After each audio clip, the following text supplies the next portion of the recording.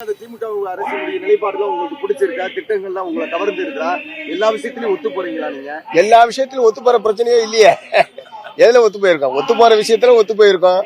எங்களுடைய விவசாயிகள், தொழிலாளர்கள், கிராமப்புற மக்களுக்கு எதிரான நலனுக்கு எதிரான நடவடிக்கை அவர் எடுக்கிற போது கடுமையாக எங்களுடைய எதிர்ப்பு தெரிவிச்சிருக்கிறோம். கடுமையான விமர்சனத்தை வெளிப்படுத்தியிருக்கிறோம். வரவேற்கத்தக்கது இருக்கு. அவர்களுடைய நடவடிக்கையில எங்களுக்கு எதிர்ப்பான கருத்துக்களும் இருக்கு. எதிர்கட்சி ஆரம்பிச்ச விஜய் பரந்தூர் அடுத்து வேங்கை வயல்லாம் போற மாதிரி சொல்றாங்க. இந்த பிரச்சனைல ஆரம்பத்துல நீங்களாம் போராடிருக்கீங்க. அவர் இப்ப புதுசா ஒவ்வொரு இடத்துக்கும் போறது ஒரு புது தாக்கத்தை ஏற்படுத்துற மாதிரி பேசுறாங்க. அதை எப்படி பாக்குறீங்க நீங்க? இல்ல, அவர் மக்கள் பிரச்சனையில் தலையிடுறது வரவேற்கத்தக்கது.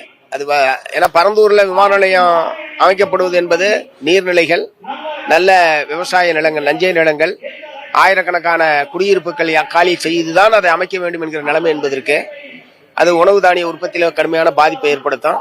13 ஏரிகளை மூடிட்டு அங்கே விமான நிலையம் அமைப்பது என்பது சென்னை உட்பட கடுமையான பாதிப்பை ஏற்படுத்தும். ஆகவே மாற்று இடத்தில் அரசாங்கம் அமைக்க வேண்டும் என்பதுதான் ஆரம்பத்திலிருந்து நாங்கள் சொல்லிட்டு இருக்கிறோம். இன்னொரு விமான நிலையம் சென்னைக்கு அருகில் வேண்டும் என்பதில் மாற்று கருத்து கிடையாது. ஆனால் பரந்தூரில் தான் அமைக்க வேண்டும் என்று அவர்கள் சொல்வதை நாங்கள் ஏற்கல. மாற்று இடத்தை அரசு தான் யோசிக்கணும். நன்றி.